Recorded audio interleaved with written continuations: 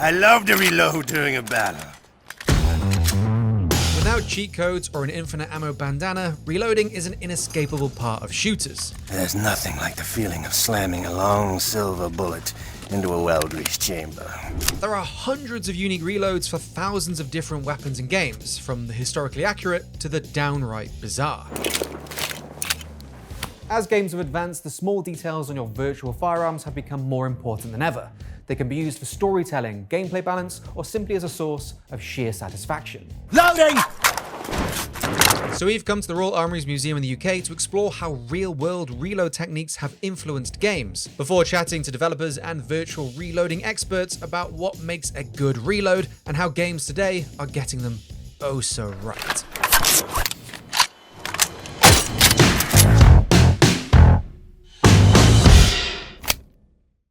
I absolutely adore a satisfying reload, and over the years, reloads in games have come a long way. In the era of Wolfenstein 3D or Doom, reloading your weapon was barely a consideration, at least outside of Doom Guy slamming fresh shells into his super shotgun.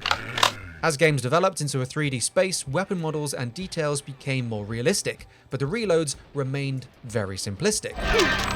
It pains me to say that many people watching this video wouldn't have even been alive during a time where one of the most common video game reload animations was for a weapon to simply disappear off screen, reappearing magically, full of ammunition after a few audible clicks of metal. Early 3D shooters like System Shock and GoldenEye 64 were famous for this. But 1996's Resident Evil was actually one of the first games to implement different visible reload animations for each weapon, as the third-person perspective made it impossible for a reload to be done off-screen. 1998's Half-Life was one of the earliest games to feature authentic reloads with a first-person perspective, but games quickly expanded on virtual authenticity from there. I still remember being amazed when I first saw a weapon feature two different reload animations, depending on whether the weapon was completely empty or still had a round in the chamber.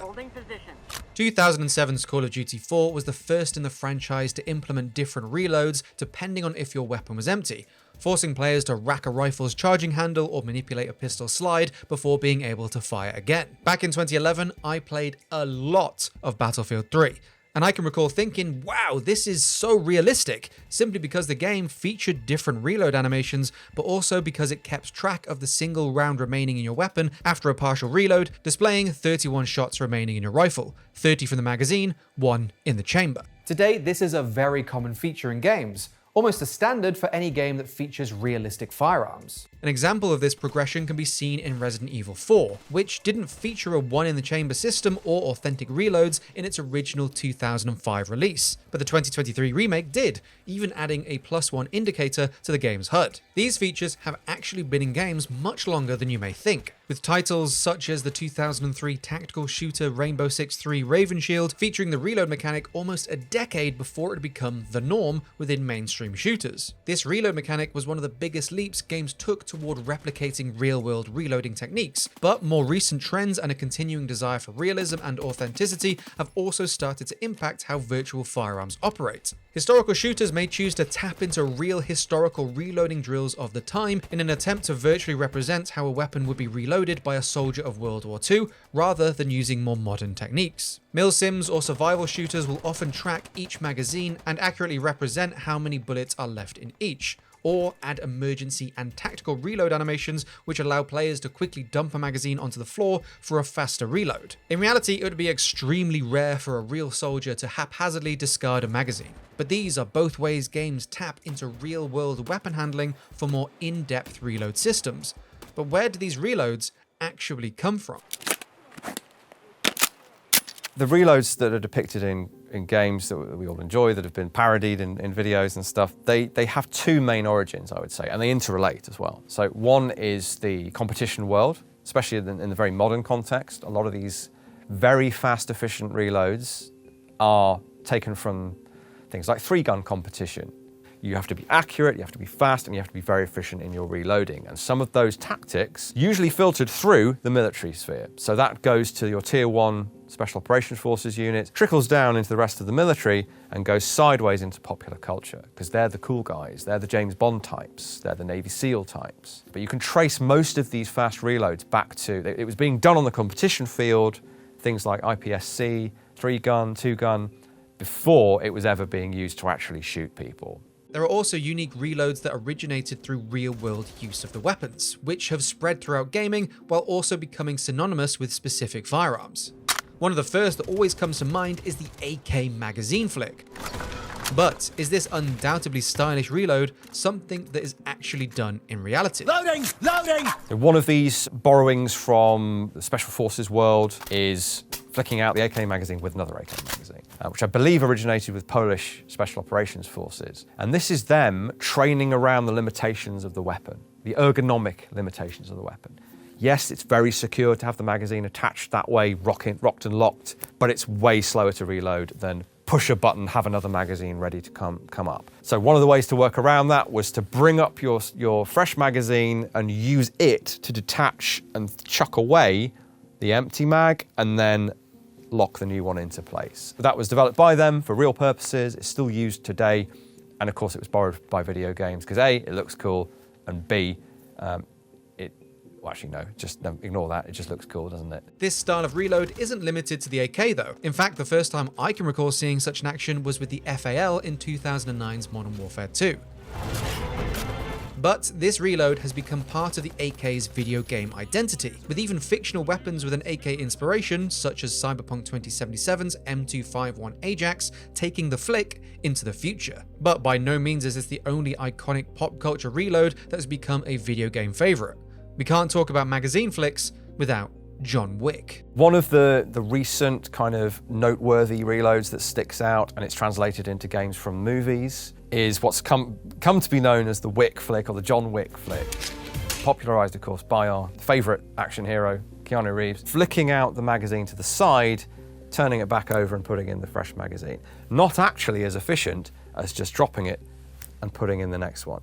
So why the heck is he doing that? Why is that now bled into our video games as well? It's one of these things that comes from the competition world. One of the few things, actually, that comes direct from the competition world into pop culture, from Keanu, who is a competitive shooter. I know his director on John Wick has said that Keanu invented it, and we love Keanu, but it's not quite the case. So competitive shooters before, pistols were sort of finessed to the point where all of them dropped the magazine free, or maybe you were having an issue with your particular gun. They came up with the idea of flicking it out to the side to get it clear, and then you put the next magazine in. It's easy to see why games tap into these stylish reloads. They are unquestionably cool and can help add variety in how weapons handle, but they have become so popular and so recognizable amongst players that there's a risk of them appearing anachronistically. Despite what Hell Let Loose showcases, there wasn't anyone wick flicking their Luger during World War II. Outside of the traditional movements or iconic flourishes that have become a recognizable part of shooters, what exactly makes a satisfying reload? The rebooted Modern Warfare series has been celebrated as having some of the most satisfying and authentic reload animations in first-person shooters. So who better to talk to than Infinity Ward expert animator Ranon Sarono, who before working on Call of Duty was also senior animator on both Titanfall 2 and Apex Legends. But you may also know him from some of his more interesting reloads. I think one of those things is capturing that weight. Your character could be holding a 30-pound weapon and then just reload it willy-nilly and you're like, okay, cool. But you don't really know what that feels like until you have a dumbbell in your hand that's 30 pounds or something similar when you're actually trying to recreate that action. It's like, okay, try it. I dare you. But it's just those things that, you know, make something feel real. Some games can feel a little floaty. Some games can feel very heavy. And I always like to find that good balance of, okay, what feels good, but also what looks good and what feels good to play. And if I can see something on screen and visually feel it as I'm playing with a controller, nice job. If I can feel every impact, then that's great, you know? And that's just one of the things that I really enjoy about like what makes an animation satisfying for me.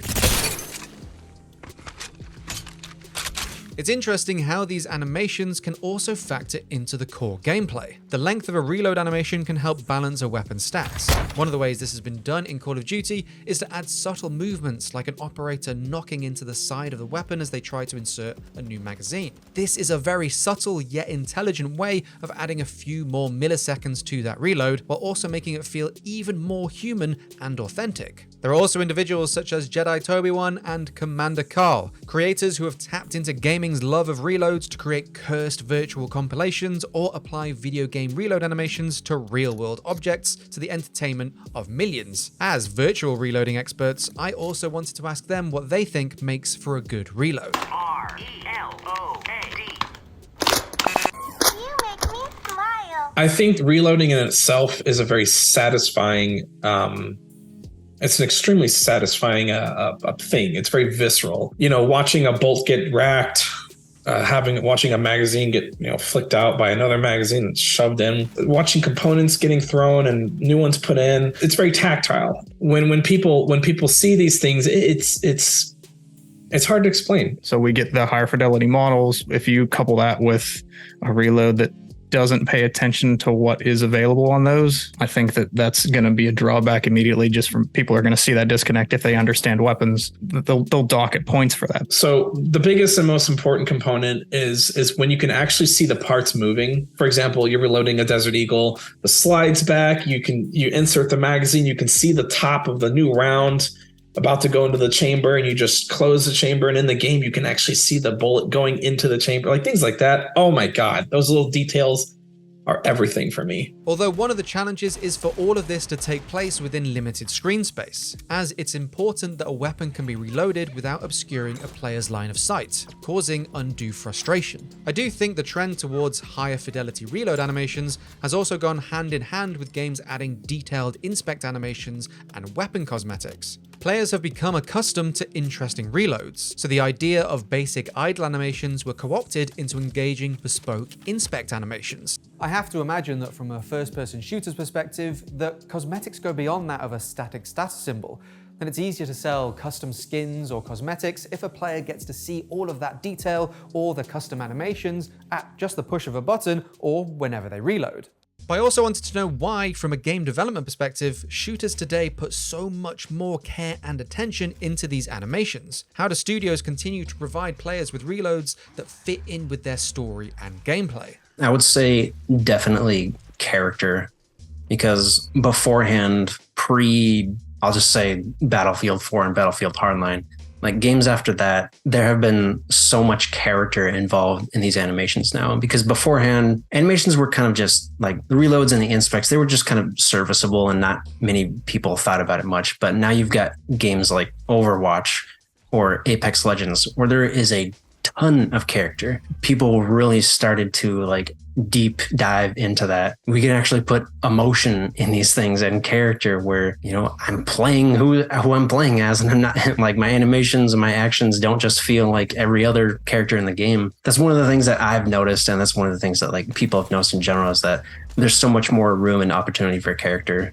nowadays. And I think it's good, because, it connects what I'm seeing happen on screen with what I'm seeing happen in the world. I find this element of character to be super interesting. We're seeing more and more games experiment with how to enhance their story, characters, and world building by just using a player's virtual fingers and firearms. One of the things I recall most keenly from Modern Warfare 2019's campaign is the progression of Farah. During one mission, we play as Farah while she is still a child, at one point being forced to use a revolver. The animations are slow and clumsy, what you'd expect from someone so young and so scared. 10 years later, we play as her again, this time trying to escape from prison. And while she is much more competent with a weapon, the reloading and handling animations are still that of a less experienced individual, and not nearly as slick or as quick as we're used to seeing throughout the rest of the game.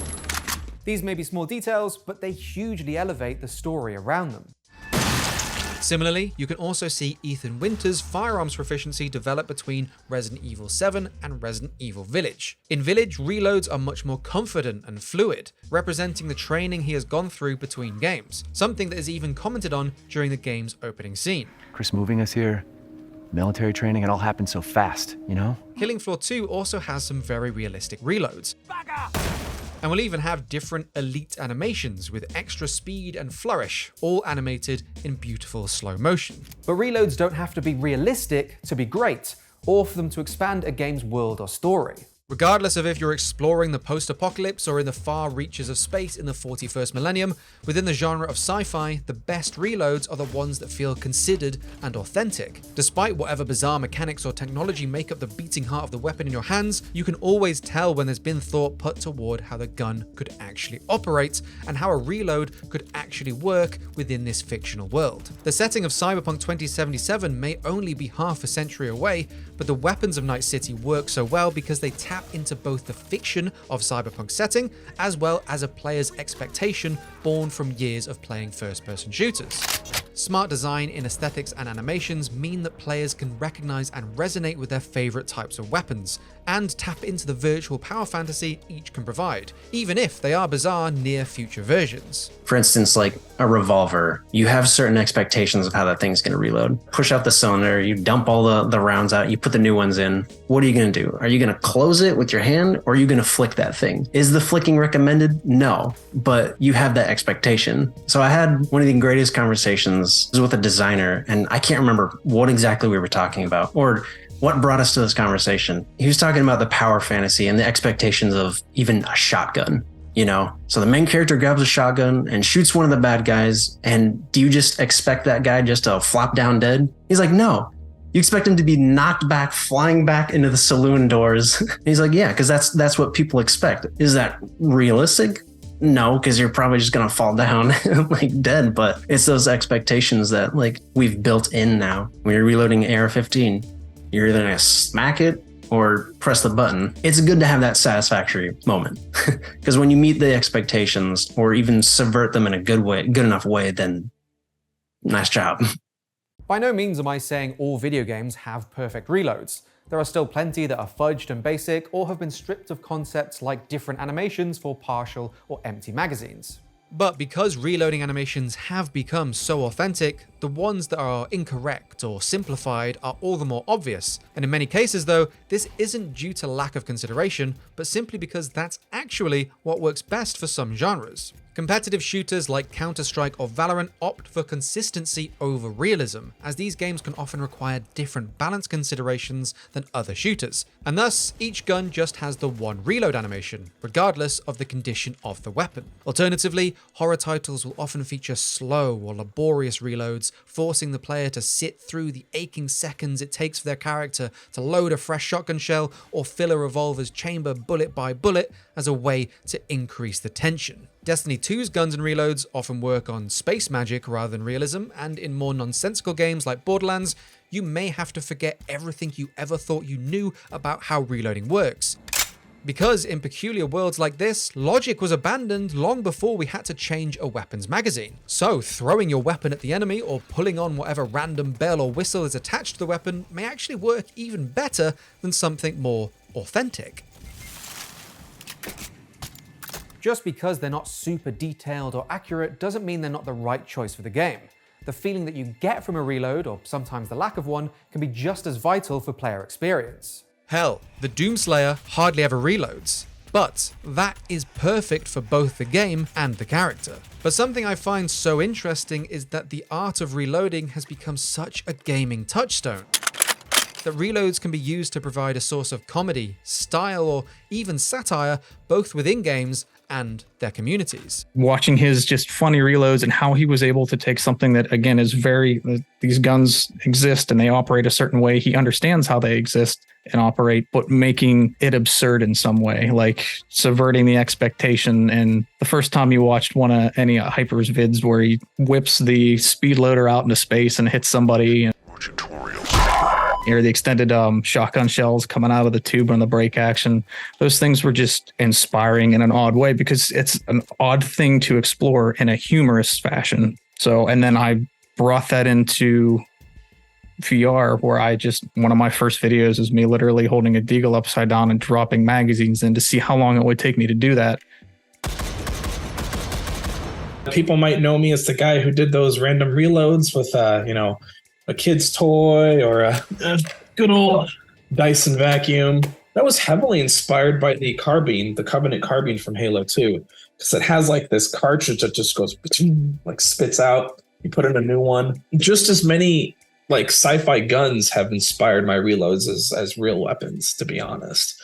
the kid's toy. I envisioned this as a 4-chamber shotgun where each shell goes into these chambers here, and then there's the bolt on the other side that you pull to load them in. You know, it's really easy for me to envision what an object would reload like, because I've played a lot of first-person shooters, but I also have a very extensive knowledge on firearms and how they work. Realism is something we've talked about a lot so far. Games like Escape from Tarkov and DayZ have some of the most realistic reloads in gaming, even giving players the ability to do things like reloading directly into a weapon's chamber. Receiver 2 simulates every internal part of a firearm, requiring the player to operate them in sequence in order to fire and reload. And VR titles such as Hot Dogs, Horseshoes, and Hand Grenades offer some of the most authentic and tactile reloads in virtual reality. But how real can video game reloads really get? When I worked with Rebellion on Sniper Elite 5, something I suggested, it wasn't exactly earth-shattering, was a Gears of War style little mini-game prompt for the reload. And that was not to annoy people, I'm sorry if it did annoy you, it was to try to hint at that stress situation struggle of getting a magazine on and off a gun. That's the hardest bit, really. If you train like the guys do at Tier 1, as it were, yeah, you're hardly ever going to get I've not quite inserted it right, and it hasn't quite gone in, and it's bobbling around. Or the classic with the AK that novices fall for is you don't get the front ledge in first at the right angle, and then you end up with it locked in but not engaged in the gun. People say the AK is easy to learn and easy to use. On one level it is, but you still have to learn how to use it. It would be incredibly frustrating if that was modeled in any kind of detail. So I thought something like a sliding bar prompt to time it just right is the best way. Unless you're in VR. If you're in VR, you can maybe try and irritate people with more realistic reload. But it's a great, if you can build it into a game to make the game a little bit more challenging, but without penalizing the player too much, I think it's a good thing to do. Reloads are an integral part to so many shooters. They tap into the same energy as a good action hero montage, and considering virtual firearms take up so much of our screens in first-person shooters, it's great to see their details getting so much love. But as we near the end of my love letter to video game reloads, I want to know your favourites. Be they hyper-realistic or completely bizarre. Let me know in the comments section below, or find me on social media at @IrregularDave. Like the video if you enjoyed it, subscribe for more gaming and firearms content, and I will see you in the next one.